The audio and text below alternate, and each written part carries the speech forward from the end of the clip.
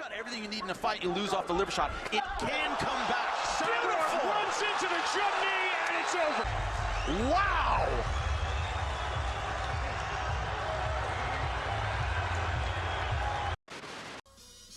Сегодня я хотел бы вам рассказать про одного из самых уникальных и нестандартных бойцов нашего времени, на которого я бы с удовольствием посмотрел в UFC. Но судя по его комментариям, в которых он говорит, что никуда не спешит, постоянным травмам и дебютом в боксе, не факт, что это когда-либо произойдет. Это боец, который напоминает молодого Андерсона Силву и Роя Джонса, и от него всегда стоит ожидать чего-то неординарного. Имя его Майкл Пейдж по прозвищу Веном. И в этом выпуске мы вспомним весь его путь в ММА, вплоть до предстоящего майского турнира Беллатор, на который Веном вернется спустя 1,5 года простоя. Родился Майкл в Лондоне, его отец мастер кунг-фу из Тринидада, а мать медсестра из Ямайки.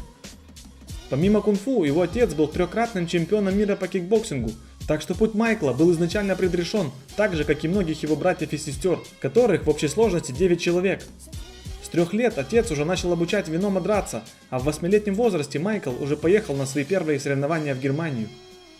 До дебюта в ММА Майкл на различных уровнях выиграл около 20 титулов и кубков в Британии и стал 10-кратным чемпионом мира по фристайл-кикбоксингу, он же поинт-файтинг. Также Веном занимался КПРой и оттачивал свои движения под руководством Ида Портала, известного по работе с убийцей автобусов Конором Макгрегором.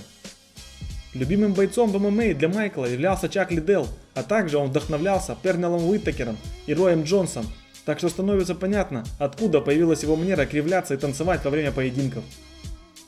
Но помимо танцев в клетке, Майкл показывал один из самых уникальных стилей последних лет, который очень быстро полюбился зрителю, всегда хорошо относившемуся к подобным товарищам.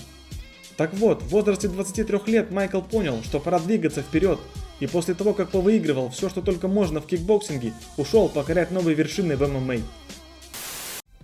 Свой первый бой он провел в 2012 году против Дэна Дишмана в организации USMMA и показал зрителям симбиоз Андерсона Силвы и Роя Джонса, наслав на своего соперника страшный британский выбивающий зубы торнадо.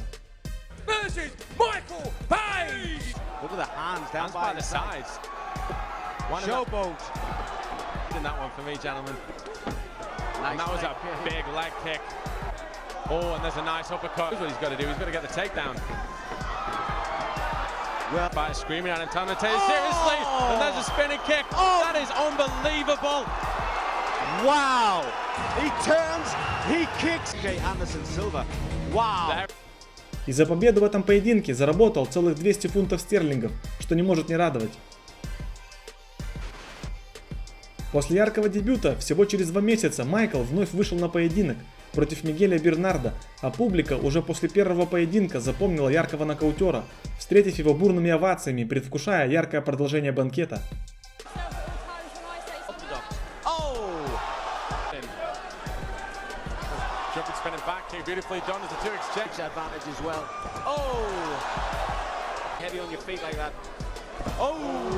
Oh, gets clipped, paid To the armbar. This man, no submissions too. And he's got it, he's got it. That's it.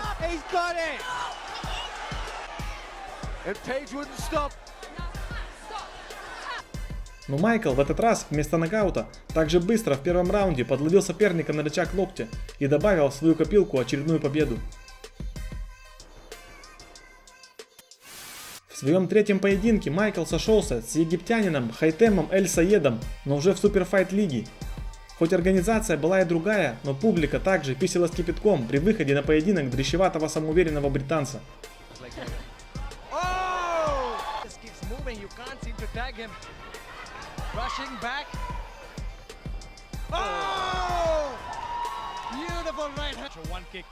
Egging him on is with excellent footwork, being elusive. Майкл устроил очередную корриду и после нескольких жестких попаданий посек египтянина, которому врачи запретили продолжать, и Веном отпраздновал свою 3-ю победу. Шустрые скауты из Беллатора подсуетились, утерев нос UFC, и подписали этого пластичного танцора, но первые 2 запланированных поединка сорвались, так как Майкл, будучи бойцом, имеет просто хрустальное тело, и ему не просто дается оставаться целым и невредимым. Но когда его все-таки собрали по запчастям, он смог дебютировать против такого же новичка Райана Сандерса с общим рекордом 4-3.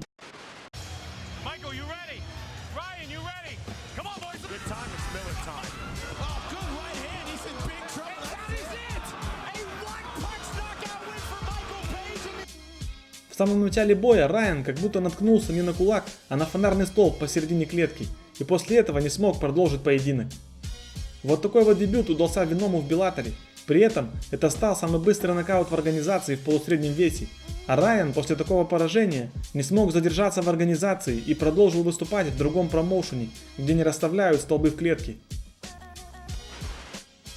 Всего через месяц после последнего боя Майкл сделал недолгую вылазку в Суперфайт Лигу, в которой его встретил боец Рамдан Мухаммед, но сценарий поединка был стандартный. Once again, I predict there's going to be a kick now. Any Two quick swing tags, both fight. Oh, look at that showboating. Michael Venom. it looks like he's going his nose. Yeah, right now, but he's well, he's Michael Action. Oh, and a beautiful spin kick. And he gets out of the way. Веном снова показал людям то, что они любят, а на десерт придушил со спины своего соперника и опять в первом раунде. По возвращению в Беллатор он должен был сразиться с Маркусом Аурелио, но тот снялся из-за травмы, и ему на замену на коротком уведомлении вышел Рики Рейни, который шел на рекорде 9-2. Key here is trying to close the distance. Uppercut from Page. And Rainey seems a little lost. Think about see Rainey breathing heavily already. I think it's just shoulder roll, the hand roll, the foot shuffle. Hey. Big right hand. That's it. Kevin McDonald steps in, and this fight. В этом поединке Майкл как будто не почувствовал сопротивления и внешне без проблем удосрочил очередного оппонента на своем пути, причем снова в первом раунде. После этой череды успешных поединков Майкла поставили против Нашона Баррелла на турнире Беллатор 128. Нашон был опытный боец с общим рекордом 10-4, который за свою карьеру участвовал во многих организациях, в том числе и UFC, в котором провел 2 поединка, одержав победу и проиграв Стивену Томпсону. Кстати, раз вспомнили про Вандербоя, то скажу и то, что чемпион UFC Тайрон Вудли перед поединком с Томпсоном обращался к Майклу, чтобы тот с ним поспарринговал и помог лучше подготовиться к стилю Стивена. Но выдвинутые финансовые условия не устроили чемпиона, и он отказался от данной затеи. В поединке с Нашоном Веном впервые не смог завершить бой досрочно, но выиграл единогласным решением судей. При этом вновь показал свой великолепный футворк, тайминг и скорость, но уже на протяжении 3 раундов. После этого поединка даже Андерсон Силва не удержался и рассыпался в комплиментах нашему герою, который продолжил свое шествие по дивизиону и выключил еще 2 соперников. В этот раз попались ветеран Руди Бирс и Чарльз Антиверус, которые тоже легли в первом раунде. После очередных досрочных побед Майкл должен был сойтись с более серьезным соперником в лице Фернандо Гонсалеса. Но первый раз бой сорвался, так как Майкл тренировал команду Британии по кикбоксингу и не успел подготовиться, а второй раз из-за проблем с визой у Гонсалеса. Затем Майкл сошелся с Джереми Холлоуэем, идущим на рекорде 7-1.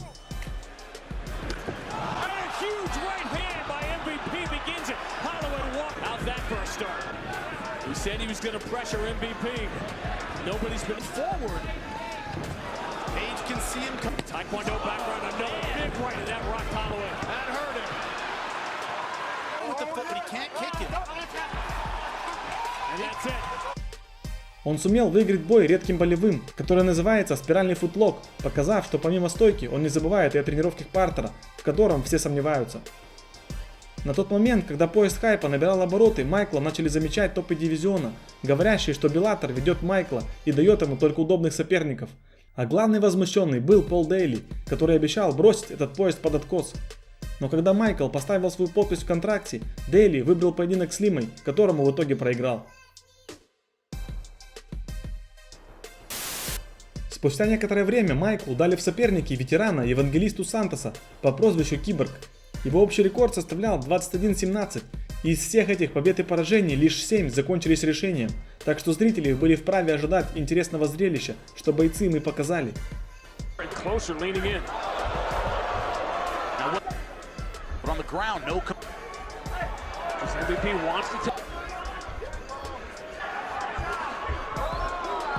Time and a 100-yard dash. It's forever beautiful. Liver animal is dangerous. Doesn't want to go. You need in a fight. You lose off the liver shot. It can come back. Beautiful. Runs into the jump knee. После этого жесточайшего нокаута англичанин, давая интервью, сказал, что всегда хотел споймать покемона Киборга, и ему это наконец-то удалось.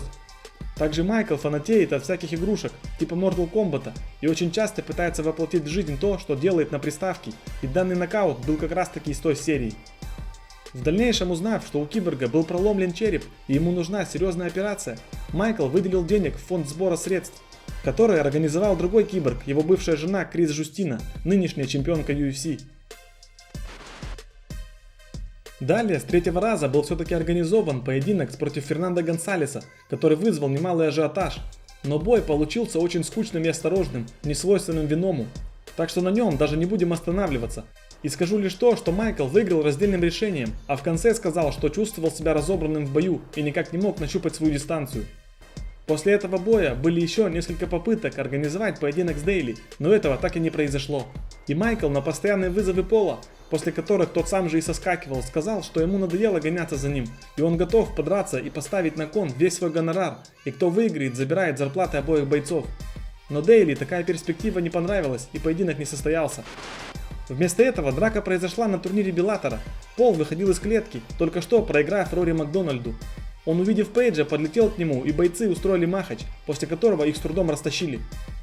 Также Майкл последовал примеру Конора Макгрегора и тоже решил выступить в боксе, но выбрал для дебюта куда более слабого оппонента, чем ирландец. Им стал Джонатан Кастано, который имел рекорд 2:11 и, нокаутировав его в третьем раунде, породил много разговоров, что в боксе Майкл собирается, как и в ММА, гасить мешков и ветеранов, набивая себе хороший рекорд.